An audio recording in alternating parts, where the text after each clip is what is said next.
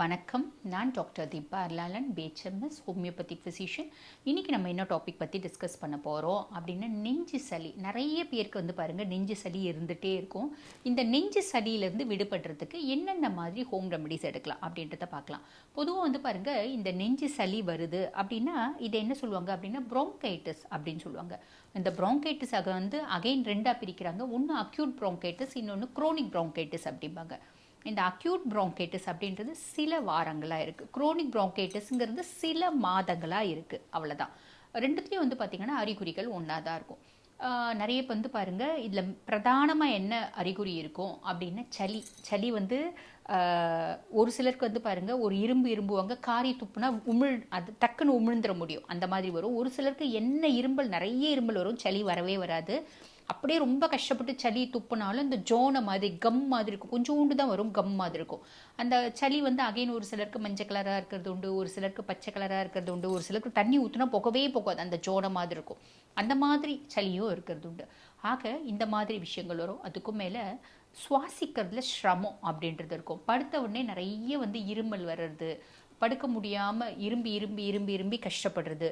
நம்ம ஒரு இப்படி மல்லாந்து முழுசும் படுக்கிறத விட இப்படி ஒரு 45 டிகிரியில் படுத்தால் மட்டும்தான் உங்களால் தூங்க முடியும். தூங்காமல் கஷ்டப்படுறது, இழப்பு அப்படின்னு சொல்லுவாங்க பார்த்தீங்களா, டிஸ்னியா, இது வர்றது உண்டு. இந்த மாதிரி நிறைய காம்ப்ளிகேஷன்ஸ். சாப்பிட முடியாது, சாப்பிட்டாலும் வாந்தி வந்துடும், பசி எடுக்காது, இந்த மாதிரி நிறைய காம்ப்ளிகேஷன்ஸ் வர்றது உண்டுங்க.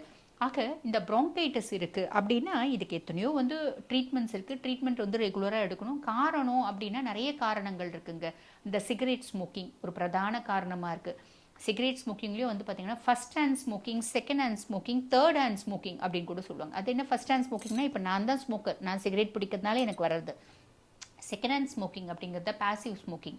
இப்போ ஒருத்தவங்க சிகரெட் பிடிக்கிறாங்க. இப்போ நம்ம டீ கடையெல்லாம் கூட போய் உட்காந்துருப்போம், எங்கேயோ பக்கத்தில் உட்காந்து சிகரெட் பிடிப்பாங்க. என்னடா நம்மளுக்கு முடியலேன்னு கூட அவங்க கவனிக்கவே மாட்டாங்க. அவங்க பிடிக்கிறாங்க, நம்ம சுவாசிக்கிறோம். So passive smoking. நம்ம செகண்ட் ஹேண்ட் ஸ்மோக்கிங் அதனாலே வர்றது உண்டு. தேர்ட் ஹேண்ட் ஸ்மோக்கிங்னா ஒருத்தவங்க சிகரெட் பிடிச்சிட்டு எழுந்து போயிட்டாங்க, அந்த இடத்துல போய் நம்ம உட்கார்றதுனால வர்றது. இதை தேர்ட் ஹேண்ட் ஸ்மோக்கிங்வாங்க. அப்படின்னா நம்ம எங்கேயுமே வெளியே போகக்கூடாது இல்லைங்களா? ஏன்னா நிறைய பேர் இப்போ சில கடைகளில் சொல்லிடுறாங்க அங்கே சைடு போய் பிடிங்க அப்படின்னு, சில கடைகளில் சொல்கிறது இல்லை, வியாபாரம் கெட்டு போயிடும் அப்படின்னு. ஆக அது ஒரு பிரதான காரணம். நிறைய டஸ்ட்டுக்கு எக்ஸ்போஸ் ஆகிறது. இந்த ஆஸ்பெஸ்டோஸ் கம்பெனியில் வேலை செய்கிறது, பீடி தொழில், நிறைய ஆடு வளர்க்குறது, ஆட்டினோட ரோமோ, கோழி வளர்க்குறது, கோழி பண்ணையில் வேலை செய்கிறது, இந்த போர் ட்ரில்லாம் போடுறாங்க பார்த்தீங்களா, போர் வேலைலாம் செய்கிறாங்க அவங்களுக்கு. அதுக்கும் மேலே வீட்டில் பெட்ஸு நாய் வளர்க்குறது, அந்த நாய் எப்போ பாரு தூக்கி வச்சு மூஞ்சில் கொஞ்சிட்டே இருக்கிறது. அது நம்ம அவாய்ட் பண்ண முடியாது இல்லைங்களா? ஏன்னா வீட்டில் டாக்ஸ் இருக்காங்க அப்படின்னும் போது அவங்க நம்ம மேலே ரொம்ப பாசமாக வருவாங்க. பட் இருந்தாலும் ரொம்ப மூக்கு கிட்ட கொண்டு போகாமல் கொஞ்சம் மெயின்டைன் பண்ணலாம். இந்த மாதிரி நிறைய காரணங்கள் இருக்கதாங்க செய்யுது இந்த ப்ரோங்கைட்டிஸ்க்கு.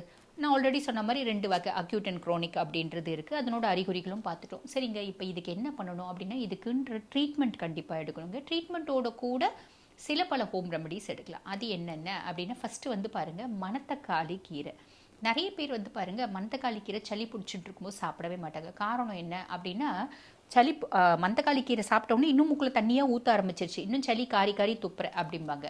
அது அந்த மணத்தக்காளி கீரை என்ன சொல்லுவாங்க அப்படின்னு கேட்டிங்கன்னா மியூகோலைட்டிக் அப்படின்னு சொல்லுவாங்க. நுரையீரலையும் சுவாச குழலையும் இருக்க சளியை கரைச்சி வெளியேற்றக்கூடிய தன்மை அந்த மணத்தக்காளி கீரைக்கு உண்டு. அதனால தான் அது சாப்பிட்ட பின்னாடி நிறைய சளி வருது. நம்ம வெளியே கஷ்டமாக இருக்க சளி இல்லை ஆல்ரெடி துப்பிட்டாங்க இருந்தால் இன்னும் கொஞ்சம் ஜாஸ்தி வருது. நுரையீரலை கிளென்ஸ் பண்ணி வெளியே தள்ளுதுங்க. ஸோ தாராளமாக மணத்தக்காளி கீரை எடுக்கலாம். மணத்தக்காளி கீரை நீங்கள் சமைக்கும்போது கொஞ்சம் மஞ்சத்தூள் தூக்கலாக போட்டுக்கோங்க, மிளகுத்தூள் கொஞ்சம் போட்டு சமைங்க. சரிங்களா? இது பெஸ்ட்டு மியூகோலைட்டிக் ஏஜென்ட்டாக வேலை செய்யும். அதுக்கப்புறம் பாருங்கள் நம்ம எல்லாருக்குமே தெரியும் கற்பூரவள்ளி தழை. இந்த கற்பூரவள்ளி தழை குழந்தைங்களுக்கு சளி பிடிச்சிச்சுன்னா கூட லைட்டாக நெருப்பில் வாட்டி அதை போட்டு அதில் கொஞ்சம் தேன் போட்டு கொடுப்பாங்க. அதுவும் பார்த்திங்கன்னா சளியை கரைச்சி வெளியேற்றக்கூடிய தன்மை அப்படின்றது அந்த கற்பூரவள்ளிக்கும் உண்டு. அதுக்கடுத்து பாருங்கள் துளசி. இப்போ கஃப் சிரப், இரும்பல் அப்படின்னா கஃப் சிரப்புன்னு நம்ம ஒன்று வாங்குறோம் பார்த்தீங்களா, பெரும்பாலான கஃப் சிரப்பில் பார்த்திங்கன்னா துளசி அப்படின்றது இருக்க தான் செய்யும். இந்த துளசிக்கும் இந்த தொண்டையை சூத்தனிங் பண்ணுறது, இருமலை கம்மி பண்ணுறது, சளியை கரைச்சி வெளியேற்றுற தன்மை அப்படின்றது இருக்குது. ஆக அந்த துளசி கஷாயம் அப்படின்றது நம்ம குடிக்கலாம். அந்த துளசி கஷாயம் அப்படின்னும் போது நம்மளோட ஏஜை பொறுத்து துளசி எடுத்துக்கணும். ஒரு 10 துளசி, ஒரு 15 துளசி, ரொம்ப சின்ன குழந்தைங்கன்னா ஒரு 5 துளசி எடுத்துக்கலாம். அது கருப்பு துளசியாக இருந்தாலும் பரவாயில்ல, வெள்ளை துளசியாக இருந்தாலும் பரவாயில்ல. அந்த துளசி எடுத்து ஒரு டம்ளர் தண்ணி ஊற்றி அதை கொதிக்க வைக்கணும். கொதிக்க வைக்கும்போது ஒரு வெத்தலையும் அதில் போட்டுடணும்.